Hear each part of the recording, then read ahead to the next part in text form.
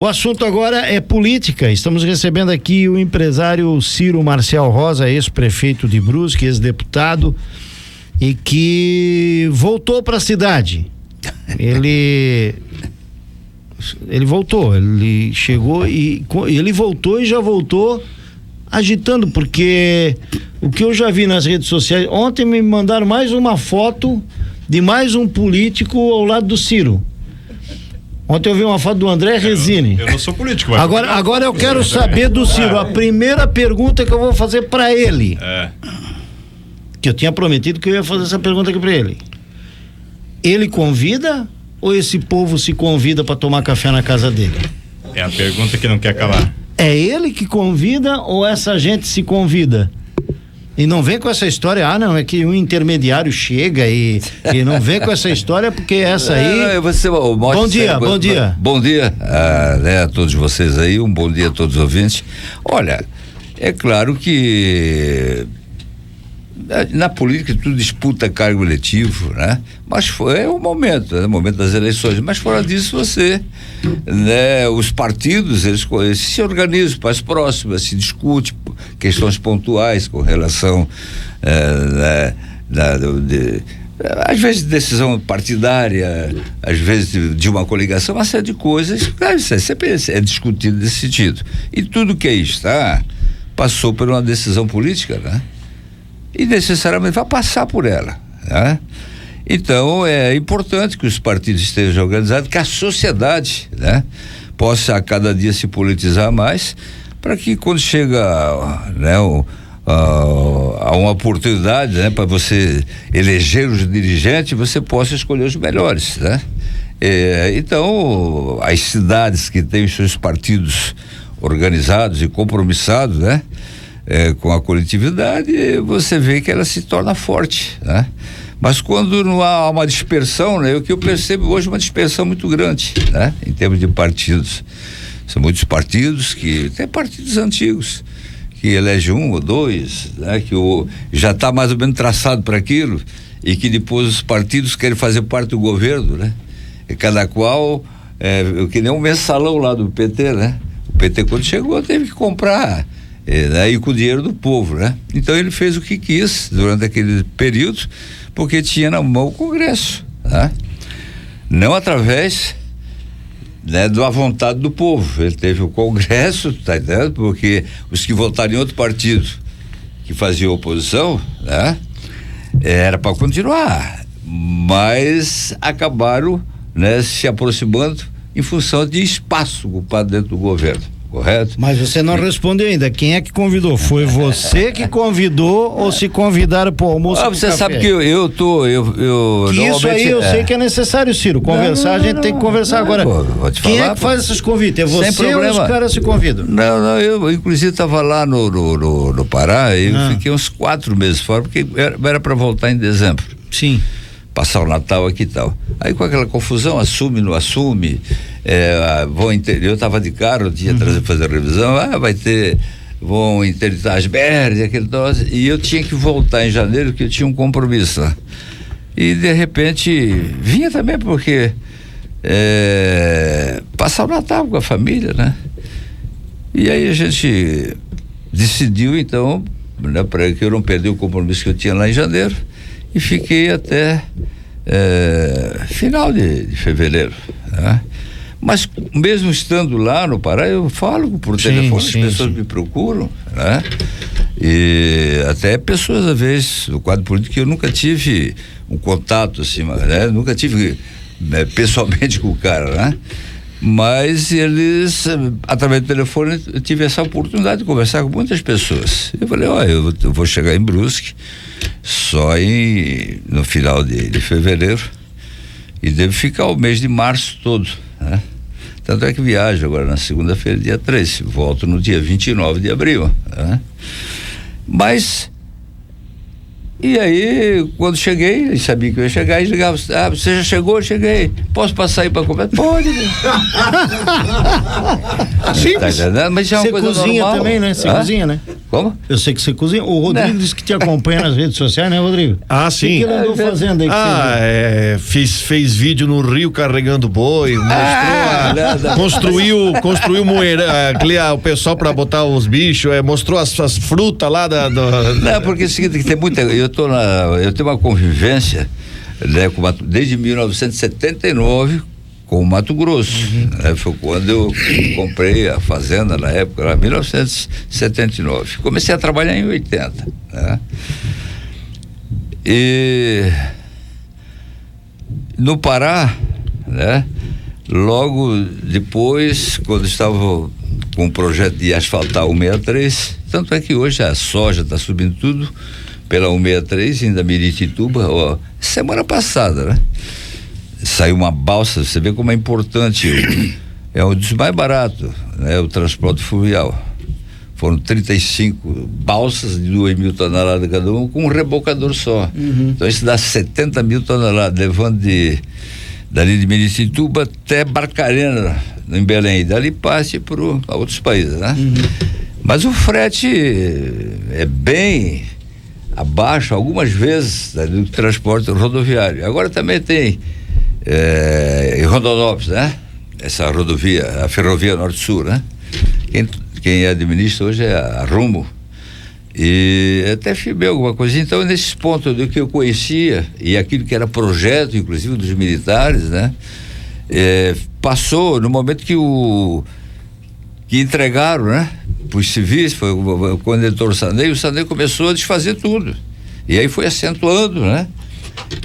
Claro, ficou um período que todo mundo criticava os militares, mas os militares foram os responsáveis pela transformação, né? Por exemplo, na época, só porque vocês talvez não conhecem, mas eu, como estou atrelado à agroindústria e conheço toda a evolução, eu sou de uma geração, tá? Que esse Zé Disseu, Lula, tudo é minha idade, pô. E eu fui morar em São Paulo, no Rio, acompanhei todos os movimentos que tinha, certo? Porque na época vinha aquela ideologia de esquerda, tá entendendo?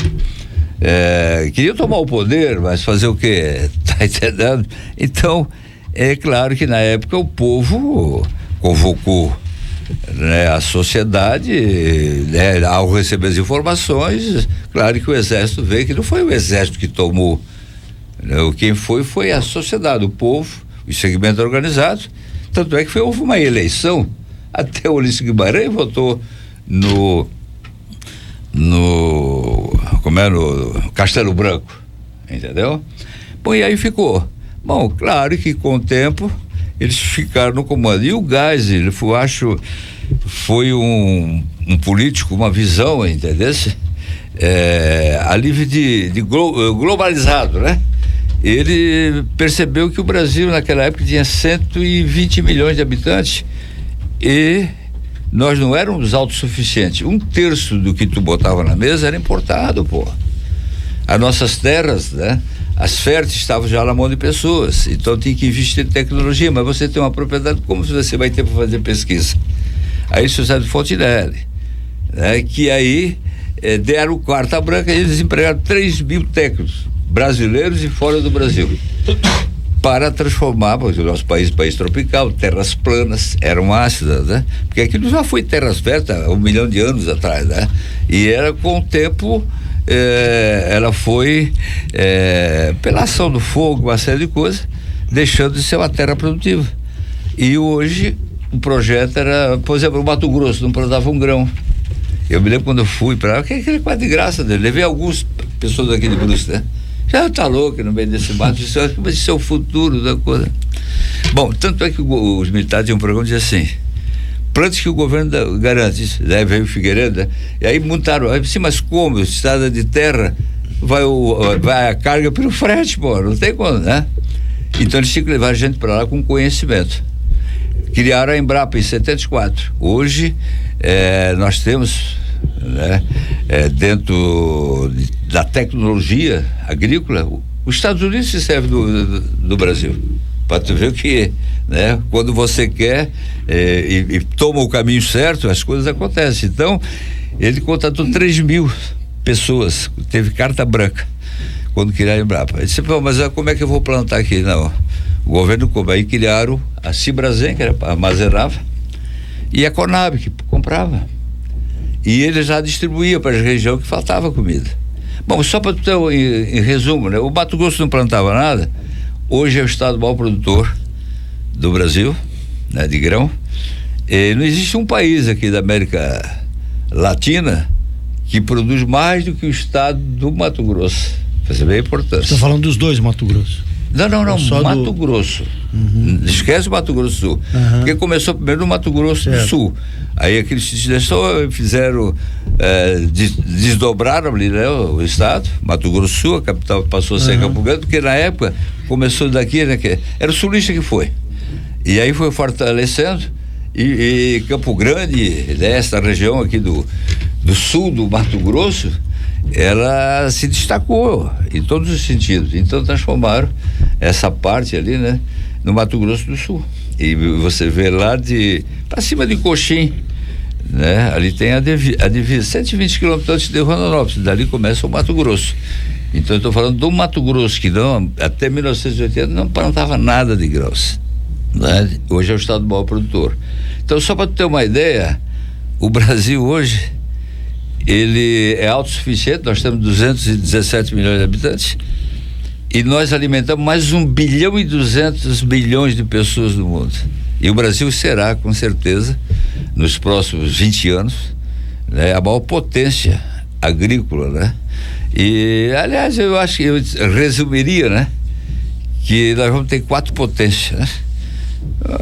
Os Estados Unidos é tecnologia, ninguém vai superá-los, né? Isso aí pode ter certeza que sempre.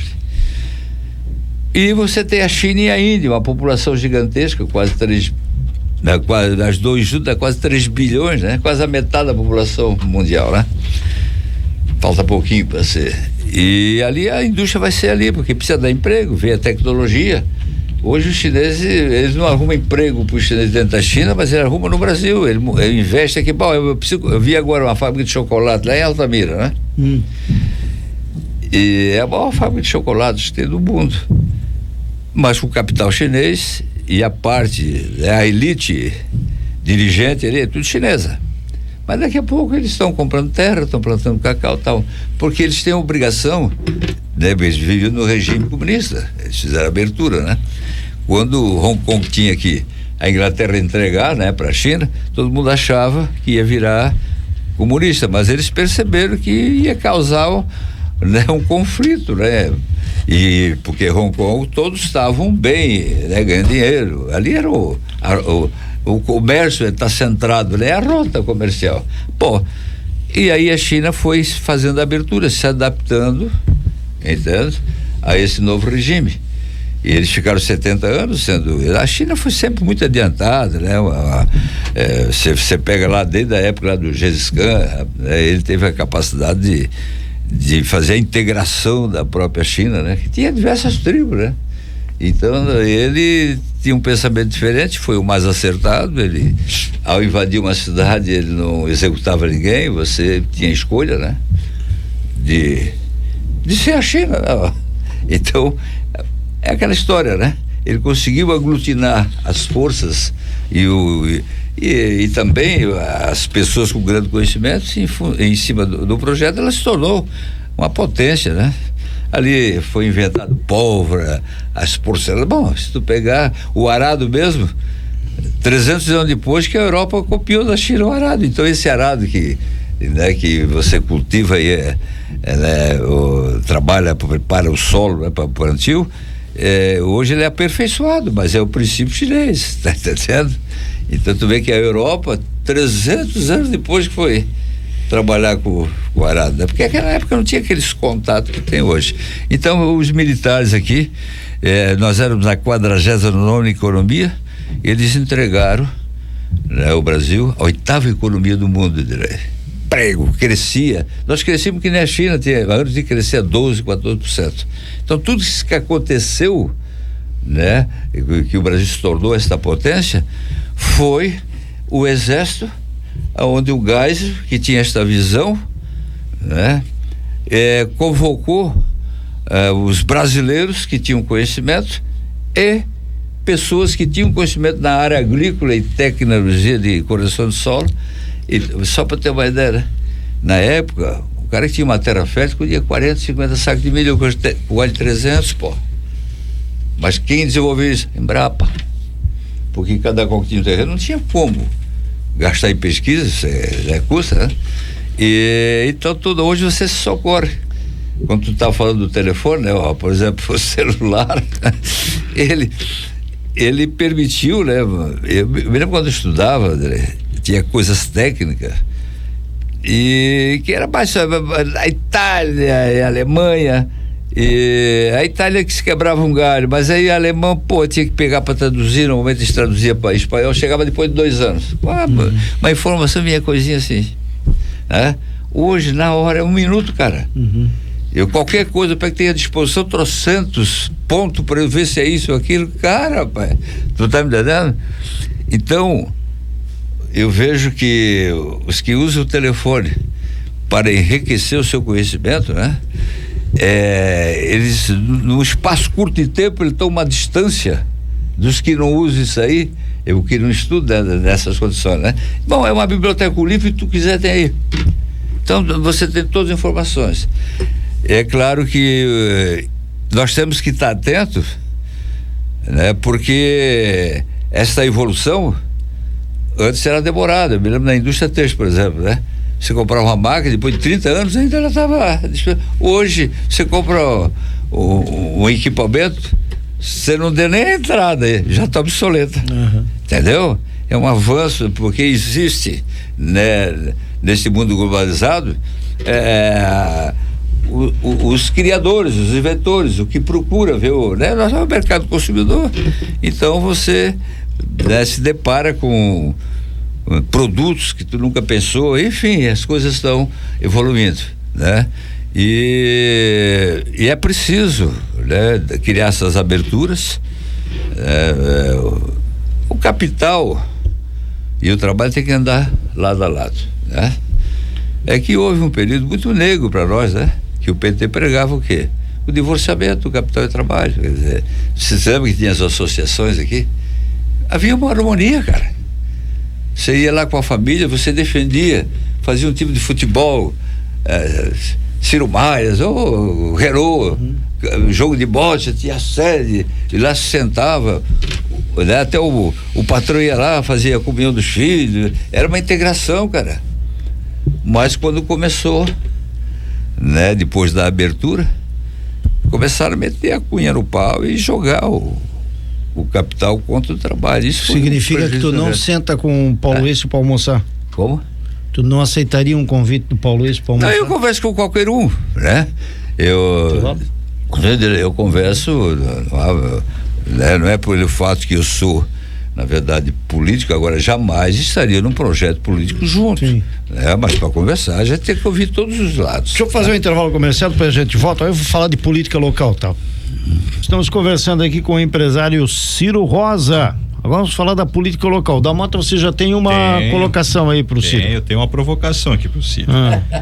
É público, é notório, e todo mundo sabe que o Ciro e o Ari não tem lá uma simpatia um pelo outro, né? Embora subiram juntos aí no palanque na eleição de 2016, né? Onde o Ciro inicialmente era o candidato, a cabeça de chapa, e o Ari como vice. E nós comentávamos aqui, Ciro, outro dia, sobre a conjuntura política local e sobre com quem que o Ciro sentaria para conversar, com quem que o Ciro subiria no palanque. E aí alguém mandou aqui, um amigo nosso, disse o seguinte: olha, conhecendo o Ciro como eu conheço, é mais fácil ele subir no palanque com o Paulo Esse do que com o Ari. E aí, Ciro? Olha, deixa eu, por exemplo, o Paulo Esse, sempre fomos adversário, o PT tem a linha deles, certo? Eles que são, às vezes, em determinado momento, meio radicais, mas o político, você vai lá no Congresso, você conversa com todos os partidos. Agora, jamais ia comungar com o pensamento deles, tá entendendo? Então, claro que seria água e óleo, nunca vai se afinar, você tá me entendendo?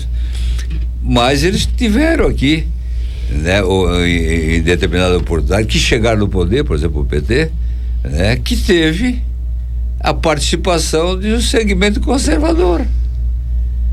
Porque, sim, claro, na época a eleição seria do Dagomar, o Ivan, que dava continuidade a todo um projeto que tinha avançado muito a nossa cidade, cara.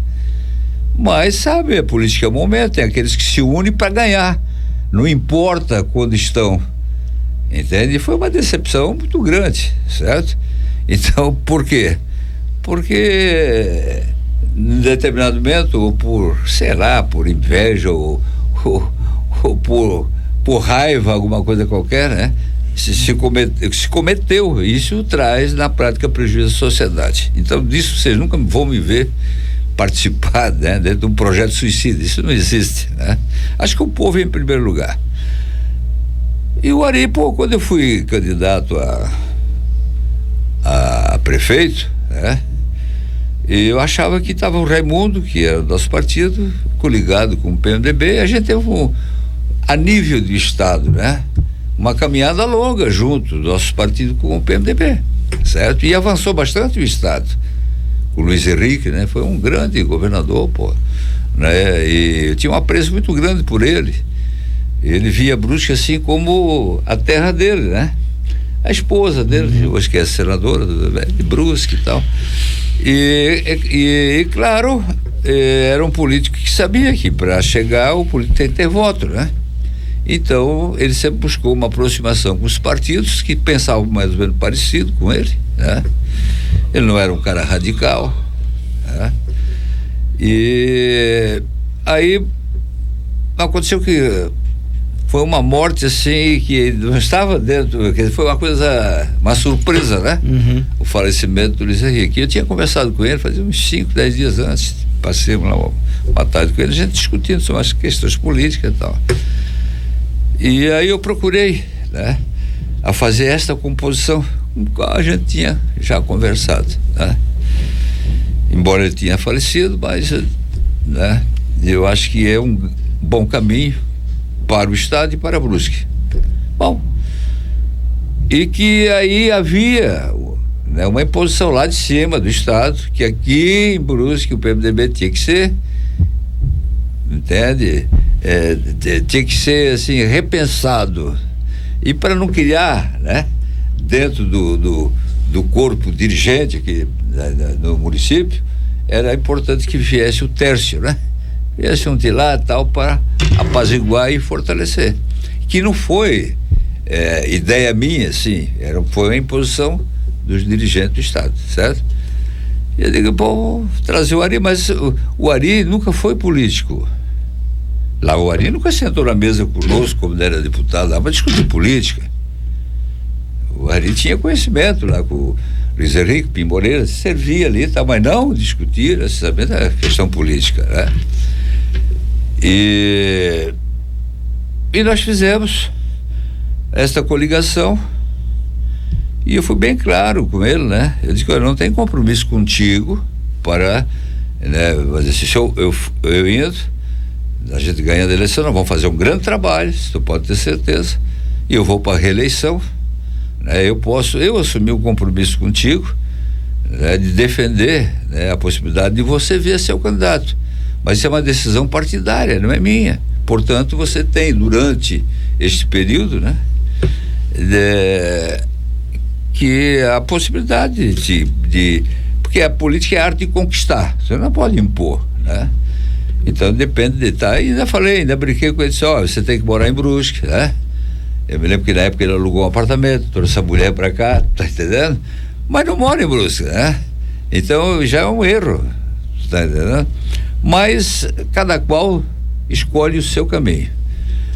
E quando eu desisti, porque tinha mudado a lei, né, o Clécio Tavares me procurou, disse, não, Ciro, eu digo, não, eu não vou, Clécio, tem uma eleição garantida, já fui prefeito 3 vezes, não posso perder essa oportunidade. Eu saio, busco o doutor Jonas, e aquilo, o compromisso era o quê? Qual era o projeto político? Aquele que nós estávamos defendendo. E que o doutor Jonas ia ser o candidato, né, e que ele cabia também o processo da reeleição. Aí, a política sabe, né? O adversário, com habilidade, foi convencendo, né, para que o Jonas não seria, que podia ser deputado, aquela história toda.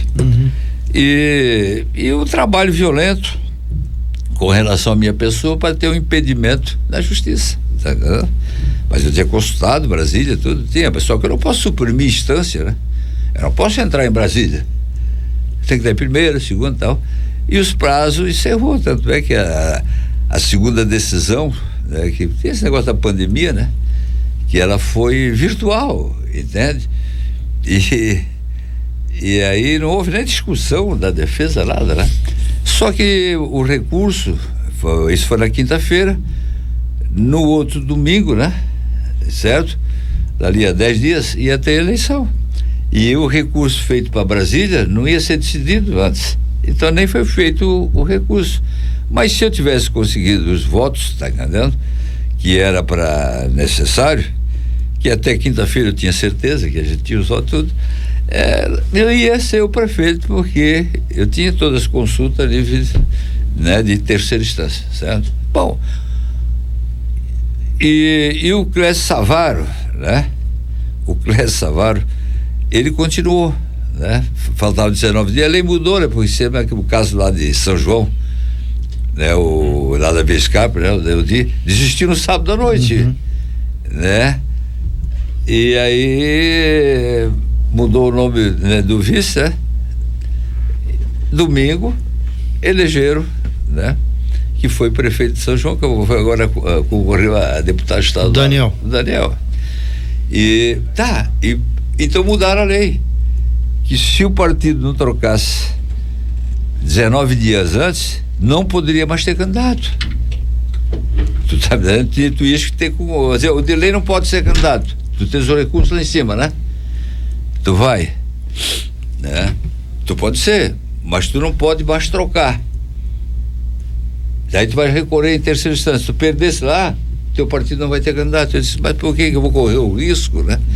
Que eu já fui 3 vezes prefeito e havia todo um compromisso deles pôr em prática, né? E outra que foi exigência deles para que eu fosse junto. Mas quando chegou em dezembro eu não queria mais ir, porque eu percebi já que a coisa, né? Então eu conversando em casa com a Denise, ela disse, olha, mas pelo que eu vi tu, nos palanques, tu dizia que estaria junto, né? Então, se tu não indo, eles vão dizer, ó, mentiu para o povo, né? Diz que ia e não foi. É o que eles queriam, né? Eu digo, eu vou e vamos fazer. Eu me lembro que na Beira Rio, tá? Quando chegou às 10h30 da prefeitura, você sabia que as minhas obras de dia estavam a começar isso, aquilo, eu sempre procurei cumprir. Todas as máquinas, já dia 26, lá na Beira Rio, lá de lá, né? Lá da Ponte Trabalhadora. Chegou às 10h30 e chegaram em casa. Eu com o cara do meio ambiente. Não pode começar, mas por quê? Por que não pode? Né? Aí já começou, né? Não, porque não tem, mas como não tem projeto? Quando eu fui candidato tinha até o desenho de como ia ficar, pô, como é que não tem projeto? Não, mas sei o quê, porque o promotor disse, não, é o seguinte, cara. Bom, ele já que estava pertinho de meia-noite, disse, olha, eu não quero ser indelicado, mas eu estou marcado às 6h da manhã que está lá, certo? A obra vai ser iniciada e se embargarem, entende? Não é assim, pode entrar, mas vamos discutir, mas por que embargar, né? É que nem a ponte, me embargaram, mas por quê?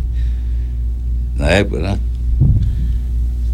Aí saíram meio descontentes, aí estava lá segunda-feira tocando a Beira Rio, a rota do Dom Joaquim. Eu fui já em outubro, quando terminou a eleição, acertar com o rapaz lá, pergunta lá, aquele César Comandoli, eu mesmo fiz o desenho da rota depois, e foi, mas eles não queriam, eu fui acelerando. Então, quando chegou o final de fevereiro, né? E aí eu vi, começaram a apelar pela justiça e tal, mas muito bem. Aí eu tomei, tá entendendo? É aquela história, né? Quando tu não quer que eu vou na tua casa, tá entendendo? Uma vez que a gente percebe, não vai mais, né, pô? Tá entendendo como é que é? Então eles não tinham coragem de dizer pra mim, né?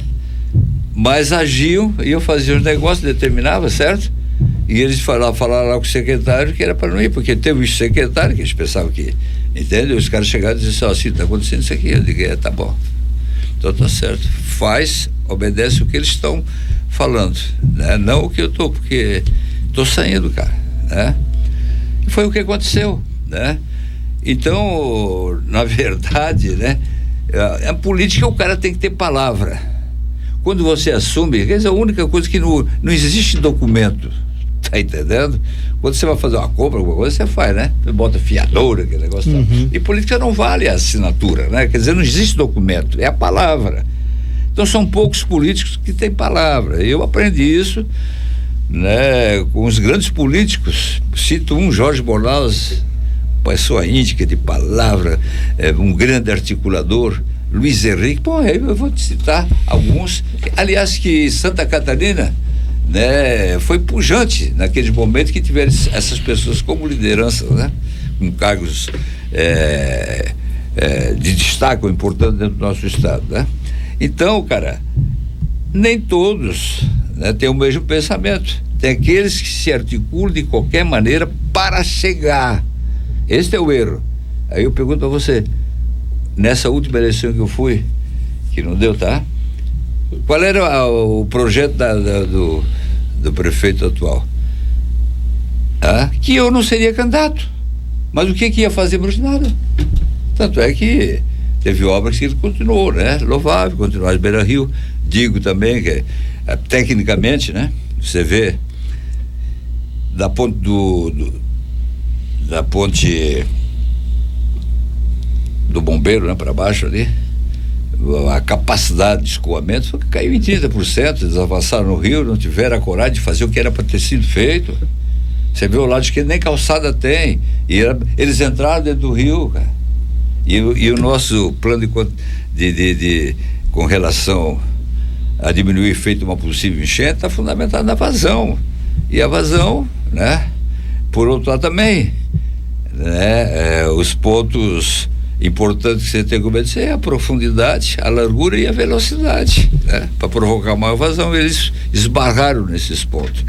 Então eu posso dizer que 30% da capacidade daquele ponto para baixo eles perderam, né? Ela ajuda, mas não dentro daquilo que foi projetado. Então, acho, né, que não cabe.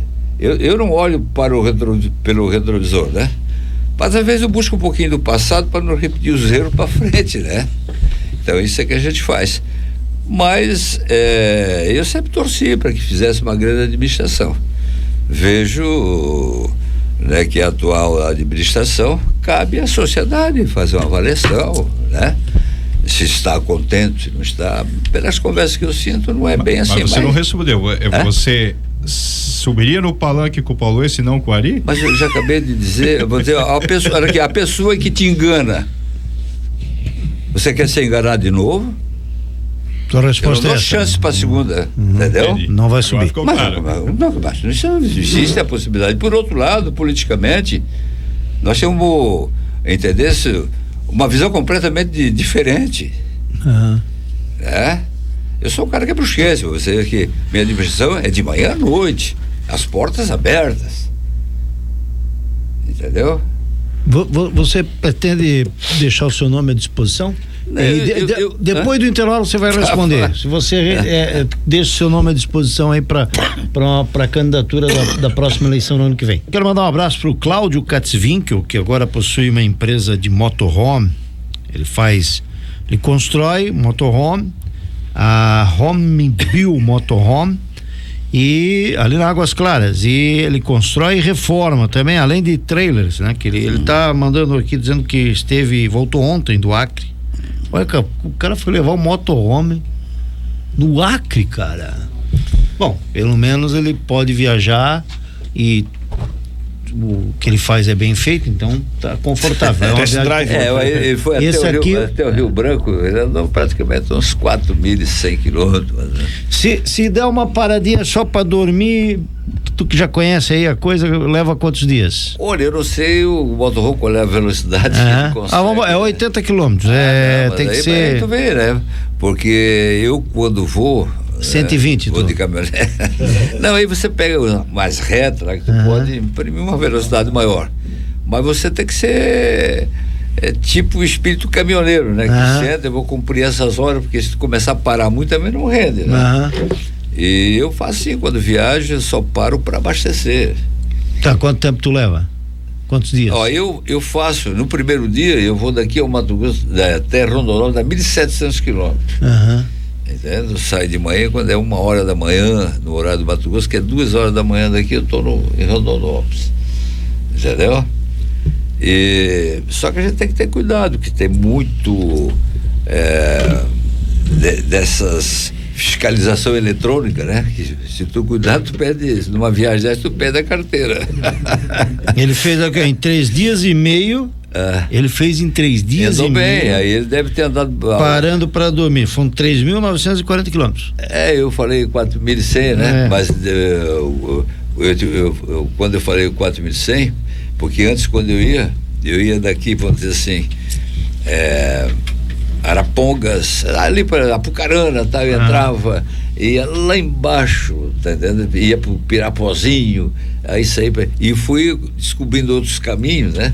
Hoje encurtou bastante a distância até o Mato Grosso, porque eu vou tendo, por exemplo, eu ia até Cuiabá, voltava por cima, né? Da 163, parei até onde eu estava, dava 2.400 quilômetros. Hoje eu vou cortando o caminho aqui, passo por baixo, dá 2.080 quilômetros, então já diminui 320 quilômetros, entendeu?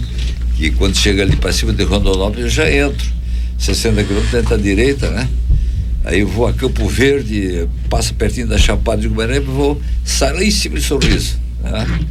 E não tem trânsito e tal, e porque o Mato Grosso naquela época só tinha o asfalto mesmo, que era para via o Cuiabá, o resto era estado de terra, e quando chovia tu não andava, né? Mas hoje o Mato Grosso, grande parte, né, dos municípios, existem essas rodovias que eles chamam da produção, tudo pavimentado, tudo pavimentado, certo?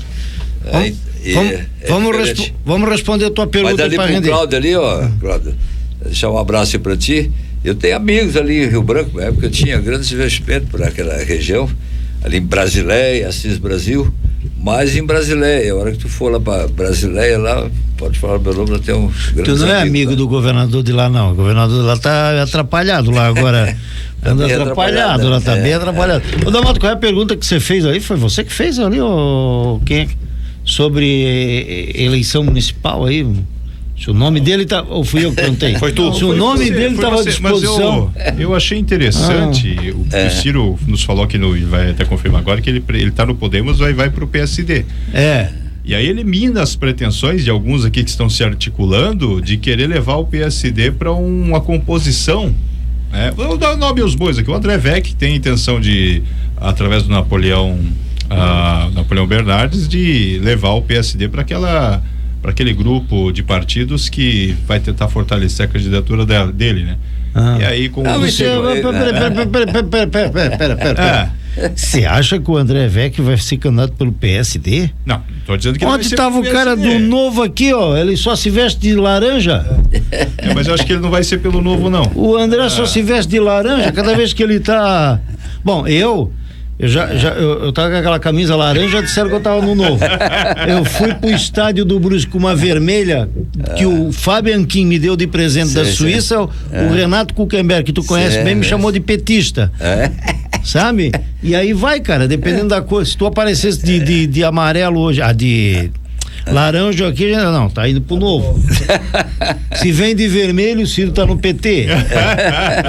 Se vem de azul, tá no PSD. Eu sempre usei a cor azul, né? Me lembro que na época que eu entrei no PDT, o Brizola só usava o azul, né? Brizola. Tu já fosse comunista, né, Ciro? Fosse do PDT, né? Tu já fosse comunista? Na verdade, né? O PDT, quando veio depois da abertura que deu, né, que ele anistia tal e coisa, o PDT, né, lá atrás sempre vendia a Casa Trabalhadora, e o PDT ele tinha mudado, né? Tanto é que o Brizola foi governador do Rio, ele entrou em harmonia com o setor produtivo e ao mesmo tempo aquilo que era o objetivo, criar oportunidade para as novas gerações, que o CIEPS, aquele negócio. O Brizola era um cara que... A cabeça dele era boa. Boa, rapaz, e ele... Por isso. Ele é de Calazinho, por isso que ele é de boa. Não, e depois ele foi um cara sempre compromissado, né, num Brasil forte, e sabia que para ser forte nós tínhamos que levar o conhecimento às pessoas. Mas hoje o cara que tem no PDT com essa nova ordem social e política. Por que eu saí fora do PDT? O cara que está no PDT hoje chama de comunista. Exatamente. Por que eu saí fora do PDT? O PDT mudou. Tanto é que eu e o Leonel Pavão éramos do PDT. Sim. Tá? E depois eu me lembro que na época o Wedekind sai do PMDB para ser candidato a governo pelo PDT, que não tinha nada a ver com o PDT. E dentro do PMDB ele não tinha espaço para ser o candidato. Aí eu comecei já a sentir que é coisa diferente. Mas aí começou a entrar loop e tal, aquele negócio, e o partido, né, eu me lembro que eu e o Pavão, o estado de Santa Catarina foi o único, que era o Wedekind, que tinha entrado, que o partido fechou questão com o presidencialismo.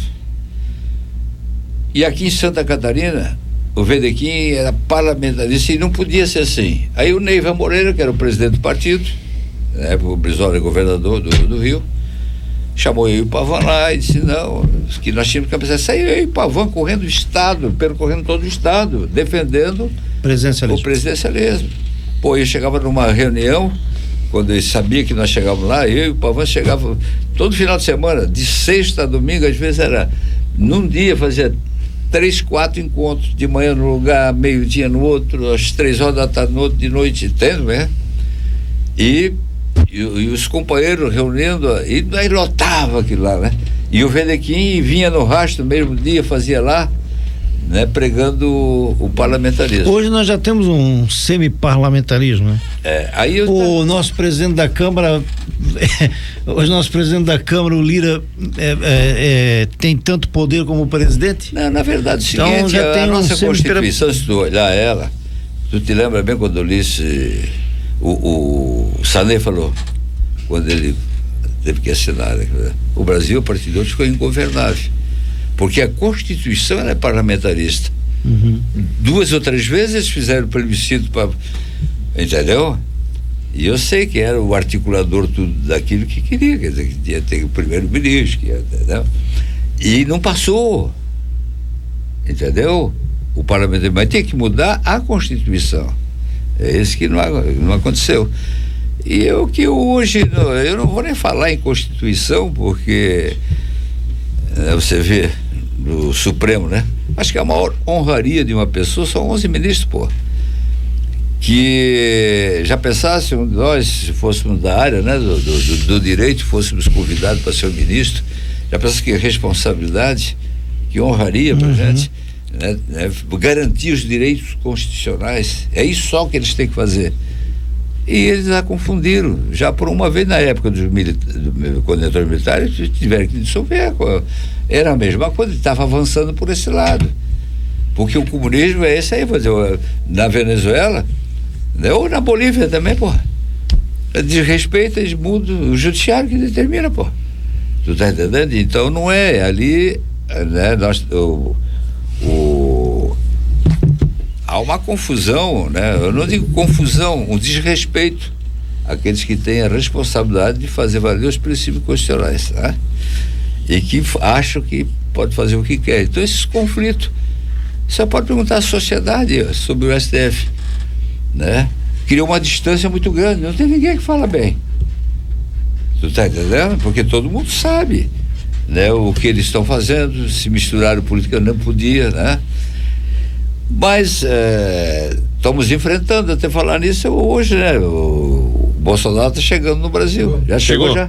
Tinha público lá, nem vi. Não. Chegou. Tinha? Que beleza.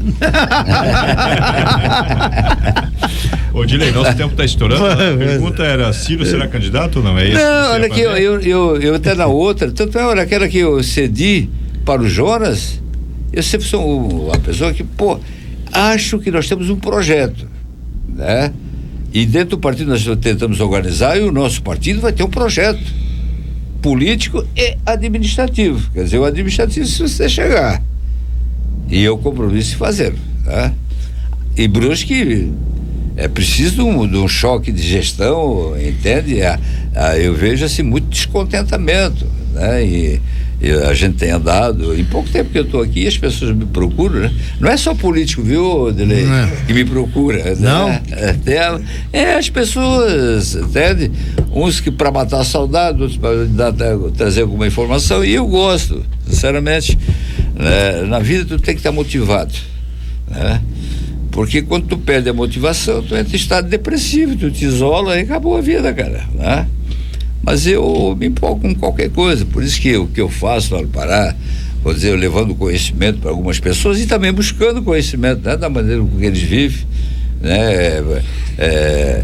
Você vê que lá não existe toda aquela tecnologia, mas é possível viver em harmonia, entendeu? E isso é muito bom, porque eu li outro dia, é uma verdade, né? Tem muita gente que cria às vezes os filhos, né, para serem ricos, pô, né? Para isso e tal. Quando na verdade, né, eu li aqui e achei sensacional, que é uma verdade, né? A gente deve criar os filhos para serem felizes, né? Porque quando tu parte para outra, tu não leva nada disso aqui, pô. E se tu for muito centrado com esses bens materiais, esse tipo de coisa, você acaba deixando de viver, né? Então, é claro que a sociedade, ela nos impõe uma série de coisas, né? Às vezes ter dinheiro para tu passar é bom, né? Mas não necessariamente quer dizer que para você ser feliz tem que ter, pô, né? De maneira nenhuma, né? O importante é que você acorda de manhã motivado, né? Compromissado com as coisas que vai trazer um benefício para o terceiro, é por aí. Então, viu, Valdomiro? Eu, Irilei,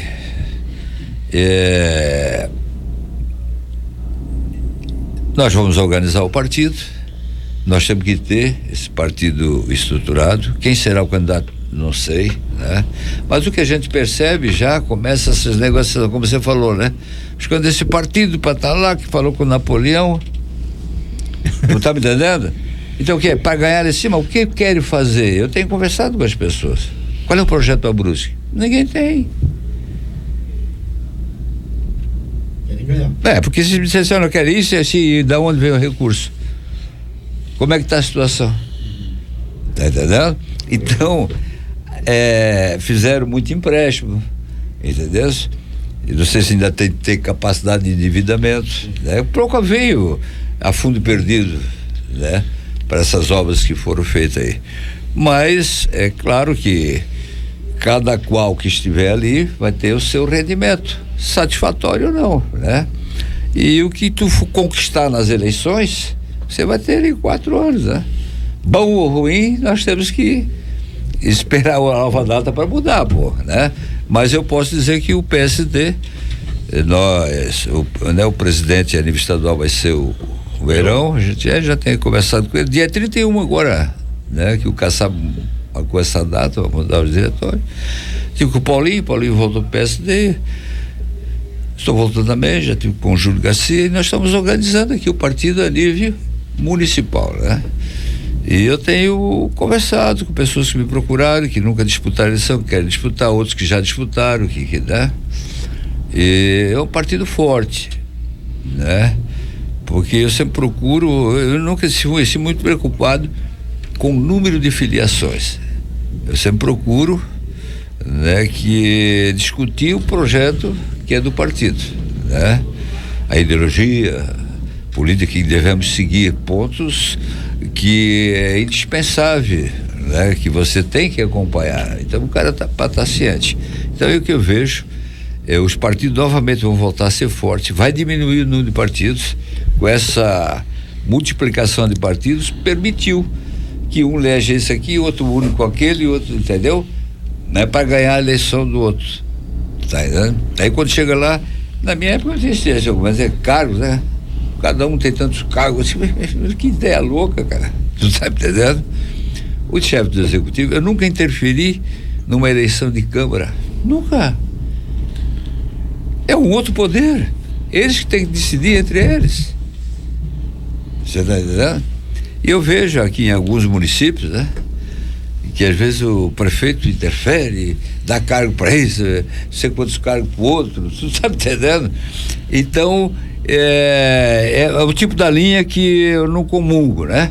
Então eu acho que nós queremos fazer um partido forte onde ele venha levar a proposta para o eleitor, que o eleitor decida, né, espontaneamente, democraticamente, e que se a gente buscar, né, os votos necessários para se eleger, aquele que estiver, né, para ser o chefe do executivo e mesmo os legisladores, né, compromissado, que é o projeto central, né, que é para ser posto em prática, que vai trazer na prática resultado, né, vai acrescentar, né, para coletividade.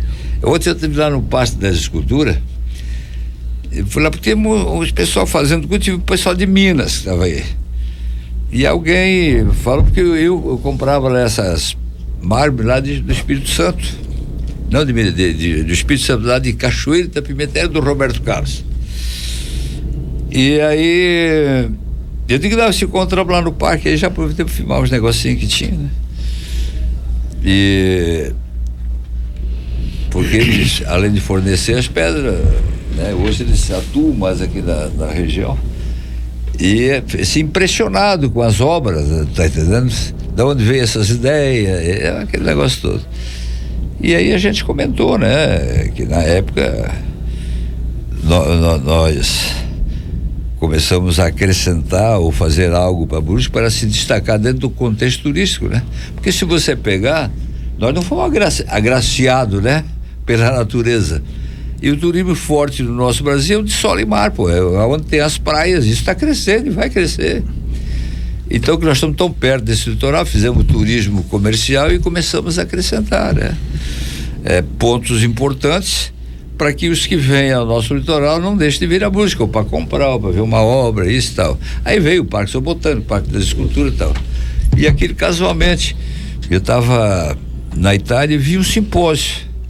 Os caras me convidaram e eu fui lá e conheci, mas era tudo obra assim de 50, 70 centímetros, e aquilo durava 8 dias. Então eram 7 ou 8 escultores, uma coisa assim. E que ali participava, a gente fazia uma seleção, né? E aquilo ficava esse acervo para aquela cidade, né?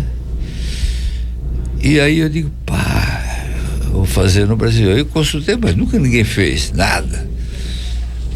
Eu digo, então vou fazer o primeiro simpósio da escultura no Brasil, né? Até o Luiz Henrique ele fala baixinho, mas onde é que tu buscou essa ideia? Pô, por que não me desse ela pra mim? Eu digo, mas foi um troço casual, né? Aí eu parti assim, eu digo, pô, quem não é o maior tem que ser o melhor, né?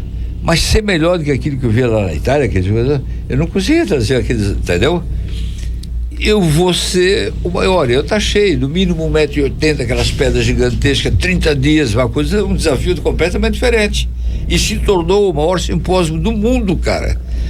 E aí ficou hoje conhecido na época, no mundo dos escultores, todos, cada edição que se fazia era 180, teve 200 e poucas projetos de escultores famosos, tem obras ali importantes. Se fosse pedir pro cara vir, é que nem a seleção, né? Na seleção o Neymar joga de graça, porra. Quer ir? Claro, tu tá entendendo? E assim esse simpósio se tornou, naquela época, né? Pô, aí veio aquele 2008, muita chuva, né? Eu tinha 18 pedras, tudo, porque não custava nada pro município, cara. E era fácil de fazer os simpósios, que todo mundo queria participar. Então, no Fundicultura, você pegava o valor para comprar as pedras, das passagens, aquele negócio, né?